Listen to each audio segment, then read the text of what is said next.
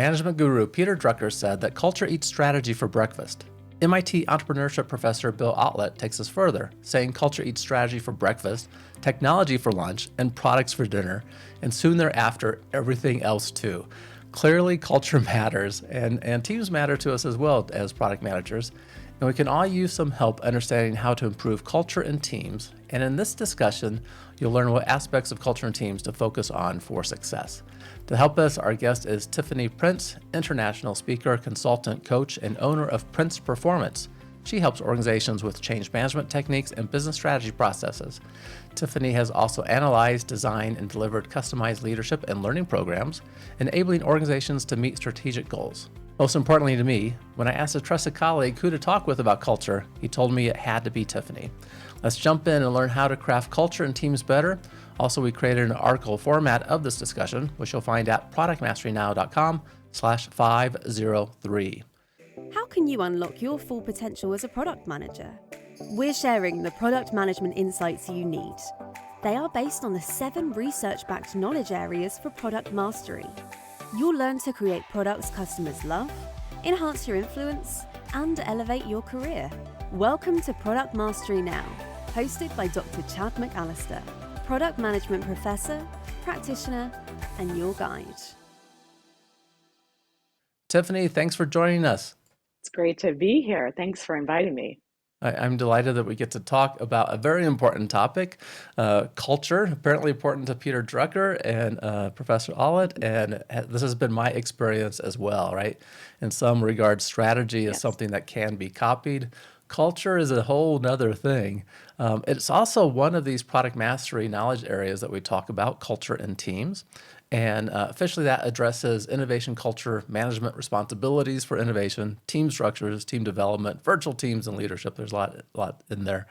And I know you teach that knowledge area with PMN&x groups, and you are a culture expert. This is one of your areas that you help organizations with. When you are going in and helping someone think about, what do you need to know about culture to help your culture improve, to help your teams improve, where do you start? Well, this is the million-dollar question, right? Because the top of mind piece that everybody is struggling with and is impacting culture is generative AI. So having that in there's a lot of uncertainty. We're dealing with ambiguity. By the way, teams are changing. Organizations are struggling with how to incorporate this. It impacts leaders. It impacts executives. We're all kind of learning on the fly. So that's kind of what I say, the elephant in the room. Every conversation has an aspect of generative AI adoption, human augmentation. What does that look like? So I have conferences, calls, trainings. It seems to be that everything is encompassing that. So understanding what that means and how it's going to impact the future of work there's research coming out every day, basically. Wow. So it's a very fascinating time. Gartner actually came out with the 2024 study of AI, the future of work predictions. And I'll share 2. Okay. One prediction is by 2028, there will be more smart robots than frontline workers in manufacturing, retail, and logistics due to labor shortages. Imagine that. And I've already seen it kind of come to fruition. And also something that I've been talking about too is the infiltration of unionized workers, especially at that knowledge worker level. So they also predict by 2028 that the rate of unionization among knowledge workers is going to increase by 1,000%. And so we're already really seeing that. A lot of creatives, this strike in Hollywood, Starbucks has been impacted. We know that auto workers in the South have been impacted they thought they were safe from unionization, but it's coming in because they see that robots are coming in and taking over jobs. What does that mean for my job? There's a lot of fear on how that's going to impact. So of course, all of that underlies culture, because if there's fear, then how do we navigate that as leaders, as executives? And it kind of comes to, how does that align to our organizational values? does that need to shift? What does Hmm. transparency look like in this new era? Are we transparent about the way that jobs and roles will be transforming?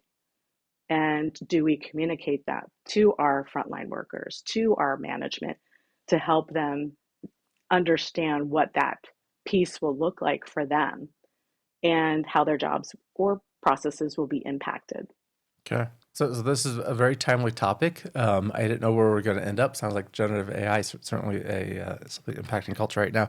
We are towards the end of summer 2024 for this, and lots coming in the near future, right? So I Yes. I've seen some papers recently talking about the general AI and when that might actually be hitting, and some people think it's might be this century still and sooner. And I'm the uneducated voice. I just get to play with ChatGPT and tools and use them kind of as a brainstorming tools. But it seems like people are, they think this is coming maybe sooner than maybe we expected. So that's interesting. And as you mentioned, the robots coming soon too. I've been seeing YouTube videos about that and production and what they could do. So that will be an odd thing to see in the workforce probably. But you mentioned this is impacting cultures, impacting teams, it's impacting leaders. Who are you talking to most about this right now? Are you engaged with leaders and like, okay, here's how to think about how this changes your teams and culture atmosphere? Or I asked that question because I want to know what are kind of the key problems that are coming up for people? What are they asking you? Yeah.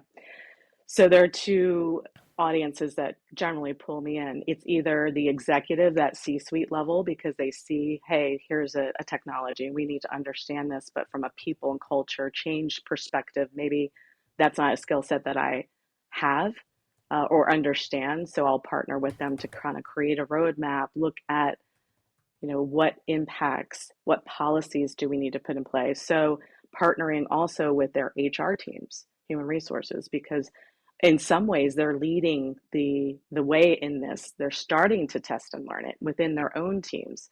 So from a recruiting, onboarding, you can create job descriptions in ChatGPT. I'll give you an example. I posted for a summer internship, and I created that in Claude.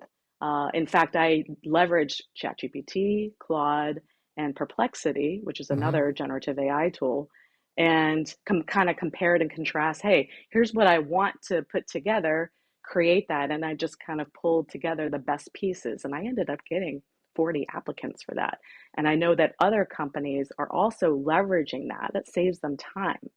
So, what are things that we can do to leverage this audio, text, imaging that can help us be more efficient and optimize where we're spending time? So, you'll see a shift from more tactical piece. So, we can say human resources is very administrivia. Well, they're trying to maybe offload to AI agents, as we call them, to do that mundane and rote work so that it frees them up to be more strategic and start to think about how the leaders and teaming models will change. Hmm. And that's where it kind of ties back to the culture, because do we need to revisit our organizational value system? Is collaboration something that'll be important? A lot more cross-functional teaming, so teams will be more fluid, and also thinking about, what does collaboration look like with an AI agent and or robot? So leaders are going to have to deal with that entity being as a part of the workforce. So how do you lead a robot? Right. Great Yeah. question. We're Yeah. trying to figure this out. And how's that a team member, and what does that look like? And I'm a fan Mm. of science fiction, so I've seen many science fiction shows, movies that have a robot as part of the team, right? Probably starting back from I'm drawing a blank on his name, Robbie the Robot. Hmm. Listeners are yelling at me right now what the name of this TV show was, but that was probably back in like the 70s. That was very old. The So how this is impacting teams, certainly the C-suite is starting to think about this. We've seen the headlines about fast food restaurants, and because of wage issues and labor issues, they're trying to automate more. We're seeing this coming to many different industries. The details about impacting culture, right? So when I think about culture, it's kind of the norms that we expect in a team or an organization. So focusing on the team works well for me. Those things that we expect from each other, those things that are kind of taboo, that the things that aren't permitted, so to speak. Sometimes the thought of as the unofficial rules for how we operate, right? How we get things done, Hmm. and what to expect from each Right. other. What's going on in that space when we do think about AI now being maybe just a part of our workflow? And gosh, this Yeah. is strange for me to think about because I haven't dwelled on it yet about, well, maybe I have a colleague who's actually a robot assistant getting some things done too. I don't know. Hmm. Yeah, and I think this is going to fall heavy on that middle management level, honestly, because not only are they going to have to understand and build their skills and upskill, maybe even reskill different areas with their team, they're also going to need to oversee and assess the AI implementation, ethical security Mm, pieces, the bias that's innate in any data set, right? It's never 100% unbiased because we're all humans, we're creating that, we all yeah. have biases.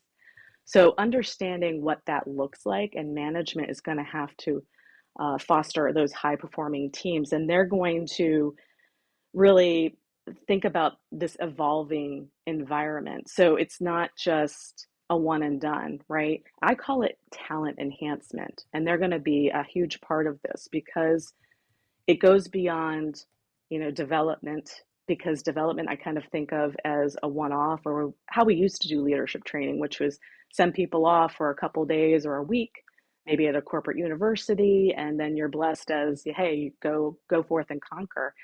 This is going to be something that will evolve over time. Mhm. So, continually learning, continually understanding how technology is impacting and how do we need to react to that? How are our competitors reacting to this? Are we keeping up? Are we leveraging it in the best way? So, there's going to be a lot of change, strategy and leadership that'll need to happen at the executive and also that middle management level to help navigate our workers through this piece. I don't want to jump ahead, but how do you feel this is going to go? This is a evolving environment, as you said. We're going to have to address it as it comes. Do you think this creates opportunities for improved culture because of having to maybe deal with that, or do you think things will unravel first before we figure out maybe how to make things better? Think it's a little bit of both. Those that have that positive mindset can embrace it. And I think organizations that value the opinions of their employees and see them as a valuable part of their ecosystem and how they deliver value Hmm. externally, I think they'll be better prepared to succeed. Again, getting to this industrial age mindset, which we still have, there's still a proliferation in that in our executive teams. A lot of people are retiring. So I think thinking about hierarchical kind of modes, command and control, we don't make widgets anymore, right? So this is going to have to be more malleable. So I think they're going to be forced to have a different leadership mindset in order to navigate this successfully. And those that are embracing a change kind of leadership style to help people navigate, deal with resistance, deal with the fear, be able to talk about that in an open and transparent environment. I call it like the three T's. So there's trust. So you have to build that trust. You have to trust each other in order to create value. There has to be transparency. How do we communicate that? What does that roadmap look like? What does that strategy look like? How do I feed into this ecosystem and change? And then training, reskilling, upskilling. Hmm. It's going to be continually kind of learning. These tools are exponentially getting better every month, it seems. I feel like every time I go into ChatGPT and their new release, I'm blown away again in how to create things. There's also a tool I was playing with last week called Gamma, which you can take text, upload it into there, and it'll create beautiful PowerPoint presentations in seconds. So Okay, what that's we're a tool I spending have to time discover. on, yeah, I was just shown that the other day, but it's a powerful way for us. Again, do we need to spend time doing these things necessarily? No, we're creating the content. we're being augmented. So what does that look like? How do we have our leaders kind of oversee again and manage what content, what things are we leveraging from that, and put our critical thinking mindset on, Yeah. right? Yeah. Not be discriminatory about it. Yeah, that last point I think is really important, right? Especially both as a practitioner and university professor, that critical thinking step is so important because just the other day I was asking ChatGPT to do some things for me and summarize some content from some out of a book, and it was totally wrong, right? And then Mm-hmm. first Yep. I'm always very polite when I'm interacting with AI tools because I figure if they do come Yeah. for us someday, hopefully they'll come for the polite ones less, and I want to train them to be polite too, so that's a good thing. But Good. I was very kind to tell it that I think it made a mistake. Please reread that section, and here's actually what it talks Mm. about. And then it did a wonderful job of summarizing that, but there's some issues along the way. So critical thinking skills are very important. There was a survey I Yes. saw the results of just 2 or 3 months ago, and I'll forget the exact numbers, but it was something like 80% of product managers are using AI at least once a week for some aspect of the job. And it was in the high 20%, I think nearly 30% that was using it every day. And Mm-hmm. it's probably unusual for me not to open, as you mentioned, Claude is one of my favorite Mm-hmm. tools when it comes to how it Yes. creates writing output. So if you're looking for something to summarize information for you or do some writing, that is helpful. And then ChatGPT, just for asking it all kinds of things. And certainly the trend that many software developers have seen, many organizations are using some kind of pair programming technique. This comes way back from the Mm-hmm. 90s. Extreme programming introduced this idea of programming in pairs. People were doing it before. I had someone on my team that was, they just enjoyed programming together and they were more efficient that way. So great, let's do that. But now instead of having the person you program with, right, it's a Microsoft tool, and we're Yeah. working through things. So things are changing. So my head is Mm-hmm. spinning only because, as we set up our time to talk, we knew we were going to talk about culture, and that was about it was pretty open. So I wasn't expecting our focus to be on companies are asking me about AI and how this impacts our culture. So Yeah. we'll see where Yeah. this ends up going for sure. I kind of want to return to the team aspect of how AI is going to be impacting culture and Mm-hmm. the guidelines that you have given us that this is going to be an evolving environment. We need to stay engaged and be aware of that.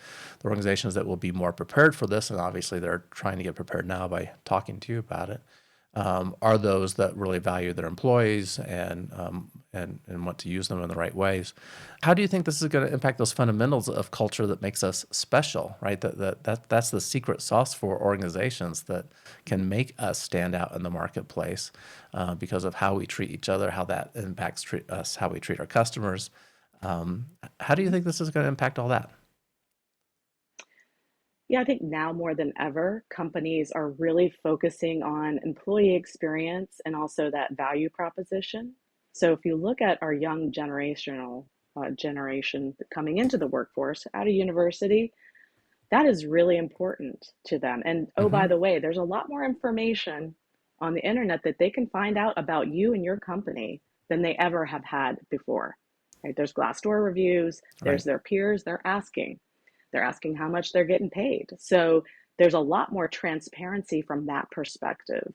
So helping organizations understand and focus on what does your external view look like to the outside world and how do you attract the key talent that you want? They need to be synergistic. You can't just say one thing and then people say, actually, that's not the way, that there's not a lot of psychological safety. It's a toxic work environment. Hmm. Those things get out. We can't hide those things anymore. So, from a cultural perspective, we need to be cognizant of that and how we're shaping the way that we're working, the way that we are evolving, and really continually kind of understand what are those organizational values that are being impacted as we're transforming. So do we need to modify that? And it can't be just words on a wall. It can't be, Right. trust and respect and collaboration. there needs to be another at least one or two layers below that. So understanding, what do those behaviors look like? How do we act with it? What does good look like? Right. So from a performance review, organizations that I've worked in and with create that sub level to say, hey, here's what this looks like. But let's double click on that when we are looking at different situations. So for maybe a hiring situation, do we value somebody that's, gets things done, is really efficient, but maybe they're a jerk to work with, right? Do we value how we act towards each other versus somebody who maybe not is technically savvy, but has a growth mindset and really understands how to collaborate with others and cross functionally? If your value system says collaboration, you're going to pick the latter and not the former.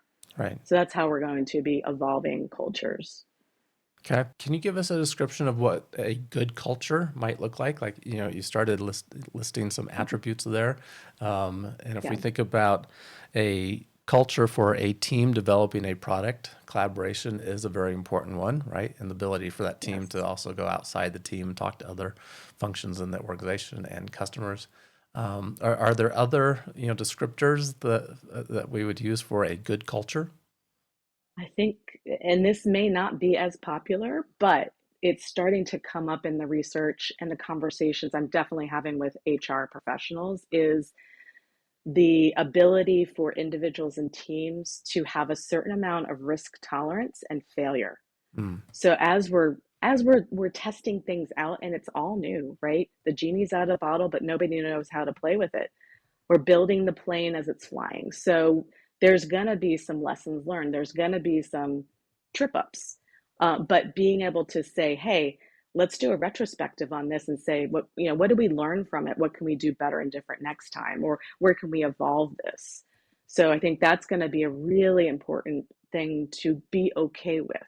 We're not going to be perfect all the time. Again, we're not making widgets, right?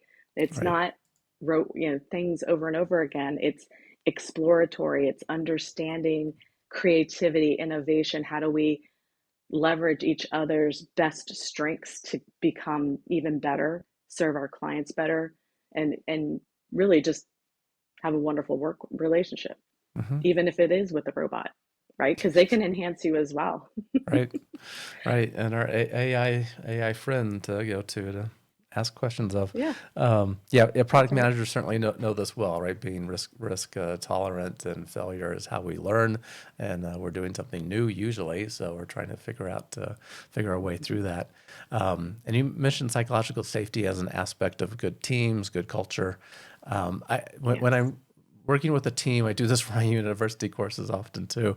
I do a simple check-in question at the beginning of team meetings. And this is, if we have an hour meeting, maybe I'll spend the first 10 or 15 minutes on some question. And this was introduced to me on a virtual team. Still haven't met most of those people in real life, but a few years ago. And I'm wired as an engineer. That's my background, and then moved into innovation areas. But when this was introduced, I felt like it was a huge waste of time.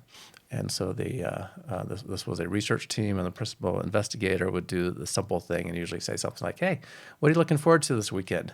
I'm like, you gotta be kidding. We have an hour together each week. This is precious time, and we have decisions to Hmm. make, and we're doing this. Um, Right. but it wasn't my meeting, and I put up with it. And after even probably 2 weeks, right, just two sessions, certainly after three, I noticed that I looked more forward to those meetings, that we interacted differently. And when I had to talk one on Hmm. one with people, that was different too. It wasn't just work, Yeah. right? It was a better experience. Hmm. So I warmed up to it, and I now ask purposeful questions in team meetings, but not related necessarily to the work, right? Just to let's get to know each other better in some way, so that over Right. time, hopefully, you feel like you can come here and just talk about whatever you need to talk about, right? Hmm. Um, do, do you have any tips for trying to increase psychological safety? Yeah, I think that connection piece is key. I've worked on a lot of global teams where I'm not co-located with them, but I still needed to build that relationship and, with clients and different things, right? working with third-party vendors. So connection is really, really that key for, sharing your personal pieces, marriages, first child. Um, I went on I did my first marathon this weekend. We're all Congratulations. people at the end of the, well, not me. Okay, I'll this give was you an an example of example. something to talk about. Okay. I'm gonna say this is something we need to stop and celebrate. Okay. Uh, Not quite, but those things, right? And see, you had that reaction. That builds a connection. If you also ran marathons, now we have something to talk about Hmm. that's besides work, and that actually helps us work better together. Because at the end of Right. the day, we do have, those relationships. And if you look at, you know, the Gallup kind of poll about having that best friend at work, it still rings true today. Those that have a less toxic work culture have friends at work. We spend a lot of time with people at work. It's a different setting now because most of us are working hybrid or maybe remote, but that connection is even more important. And we need to invest more time to spend on building that connection. I can tell you, so when I used to work globally, I would put people's pictures up. This is before, we had it on the internet. I put their picture up so I could Mm. see them and, you know, be able to feel like I'm talking to them or they were there with me in the room. So Hmm. little things like that make a big difference. And just, trusting each other. Emotions, I think, talking about mental health, talking about sticky issues, talking Sure. about struggling burnout, right? Those things, if you allow that space, and as leaders, we need to be more comfortable with that conversation now. That has changed. Post pandemic, we are talking about things that we hadn't or was kind of not talked about in Hmm. organizations. Just come to work, leave your emotions at the door, get to it, put your head down, leave your personal baggage at home. But there's more work life integration. So being able to help people, support people, I think all of these things at the end of the day are the ways that we make connection, which brings psychological safety and builds trust with Right. each other. Right. Yeah. I kind of like, I don't know if how you think about this, but I like that you did not say work-life balance. I've never warmed up to No, that term. I always felt like the two were really interrelated and in many ways interdependent. So work-life integration, right? absolutely. Sometimes work-life That tension. is, yeah. So Yeah. because Work of life that. balance. Yep. Well, balance in boundaries. Right. Right. I do coach a lot of folks on boundaries, especially in a hybrid or remote, because you can always be on, Sure. but it's important to turn off your computer and not look at things, especially if you're supposed to be off. We need Technology to has made that recharge. harder. Right. We are And not robots, though, right? We can't process. We shouldn't be thinking about that all the time because your productivity actually does go down. They say, the research shows between 8 to 10 hours in a given day, you're not actually having any productivity gains. It's kind of a, you know, you need to just step away, Mhm. refresh your brain, give it something else to think, go take a walk outside. That's what I used to do to recharge. Yeah. Okay. Yep. One more question for you as we're kind of talking about future impacts to culture with AI being a big one here to start getting our hands around. And a question I just haven't pondered yet, right? Which is how will AI change the culture of our teams, our product teams, and how product managers interact in groups? Good things for us to consider. And right now, Mm-hmm. what I'm seeing is if you find a good way of interacting with an AI tool, sharing that is really positive, I think, right? Don't keep it to yourself. Share it with others. Like, hey, I figured out how to find out more about a customer segment with this kind of prompt. And of course, I'm not relying on it, but it's a great place to start. That sort of thing. So share that information with others. But you mentioned the remote working a little bit. We're seeing the pendulum swing back a little bit, right? Many of us Yep. were on virtual teams before COVID, and that wasn't anything new. COVID pushed almost everyone to such an environment that's working, at least in the space of product management. And now we're seeing a desire. It was, I would say, more from companies just in the last year or so, wanting to get people back together. But now I'm hearing it more from individuals, right? It's like, I want Mm-hmm. to get back together with colleagues in person and do things. but I suspect we'll end up somewhere with a hybrid model for a lot of places. What are you seeing? I don't know if you've looked at research on this, but what are you running into in the real world right now when it comes to that co-located versus remote? How's that impacting culture? Yes. I do see that there is a desire for going into the office a couple days a week. People are amenable to that. And the reason why is, again, that connection piece. Um, the research and my experience of what I've kind of worked with people on is when they're going into the office, make sure that that's valuable ideation, connection, getting together time. The worst thing that you can do is go to your office or go into the office and then sit on Zoom meetings all day, right? Hmm. That's counterproductive. So that's not a great way of use of time. So really being more uh, understanding of how, as a leader, shaping that time, or as a product development team, how are you leveraging that time you got together to really think about different ways of working or these problems, or tackling things, or even just doing team building, right? Getting to know each other better.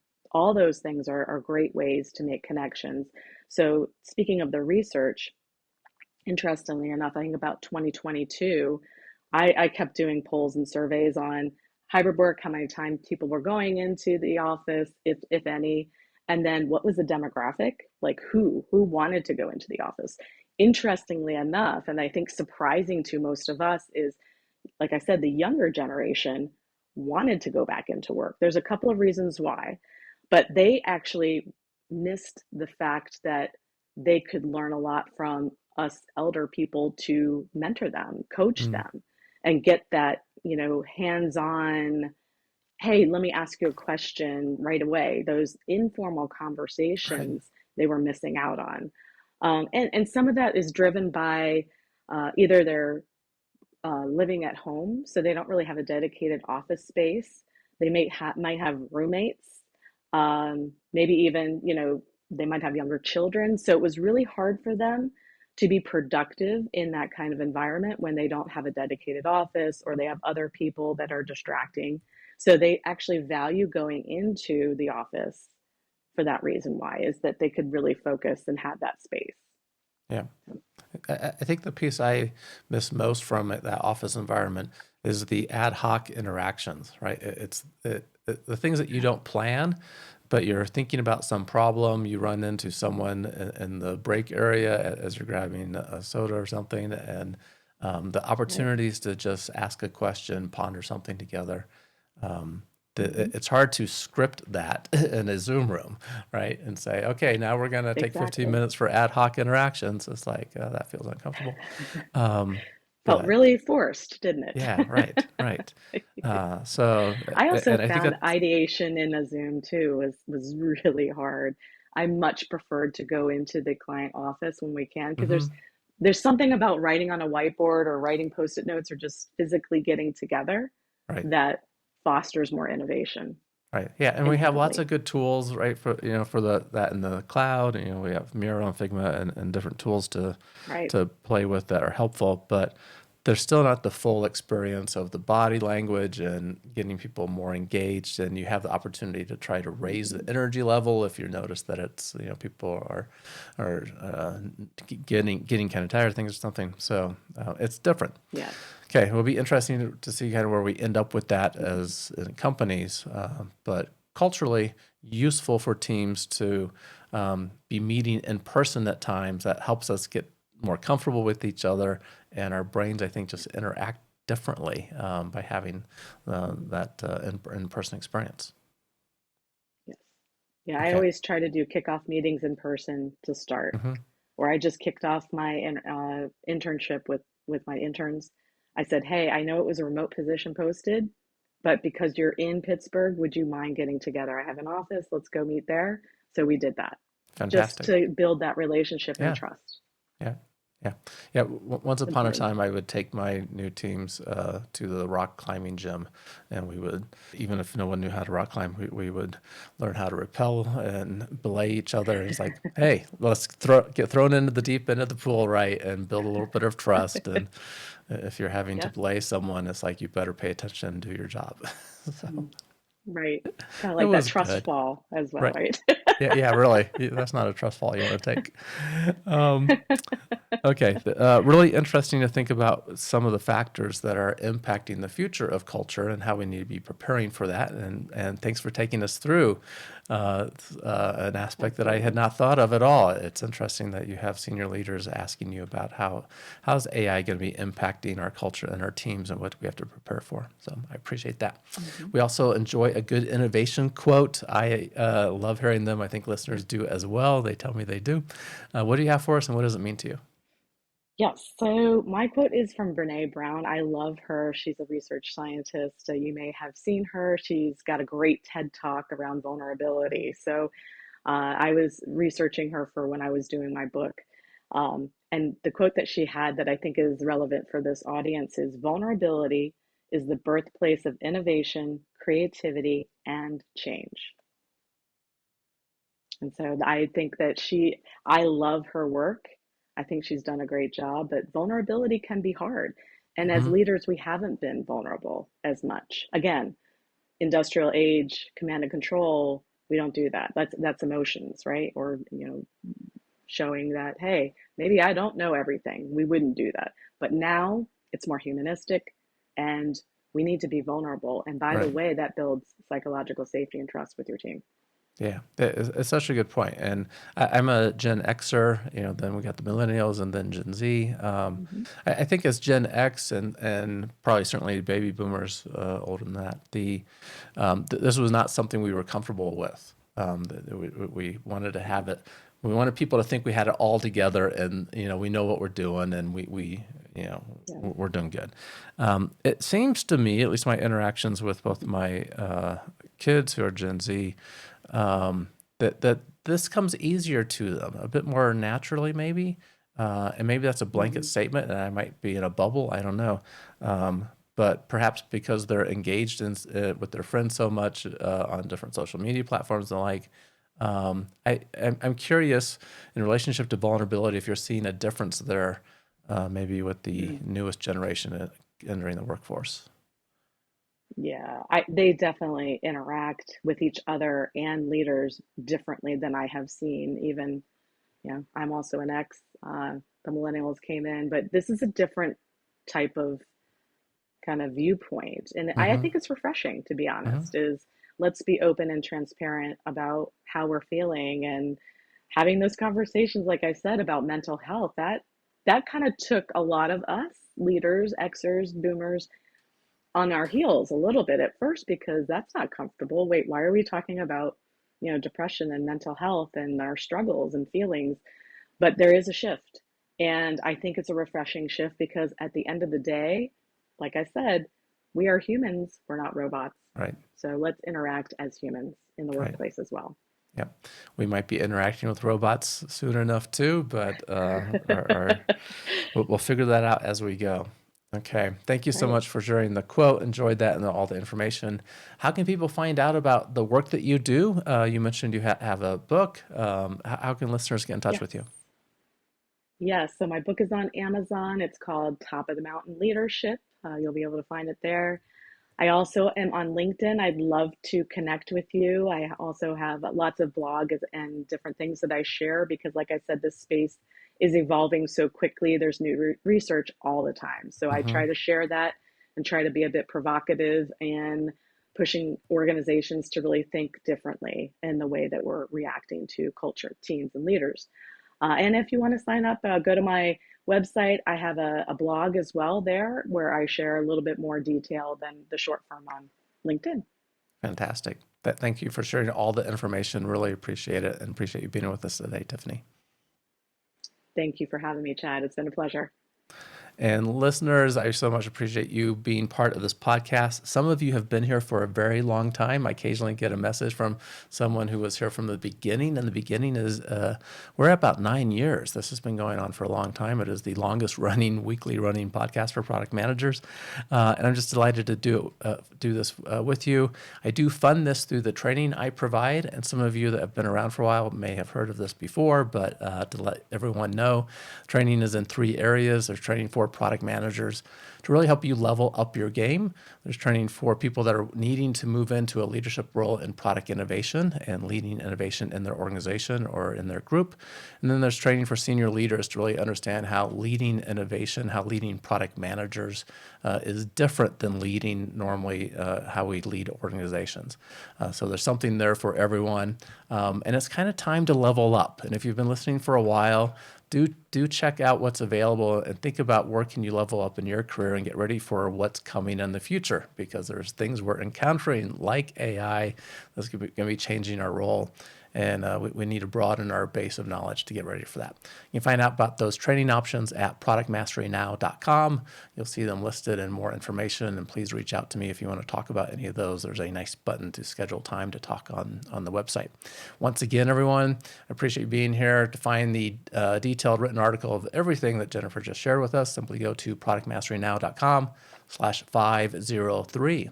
As always, keep innovating. Thank you for listening to Product Mastery Now, where product leaders and managers gain product mastery through practical knowledge, influence, and confidence. By listening, you are becoming a product master, creating products customers love. Find additional resources at productmasterynow.com. Keep innovating.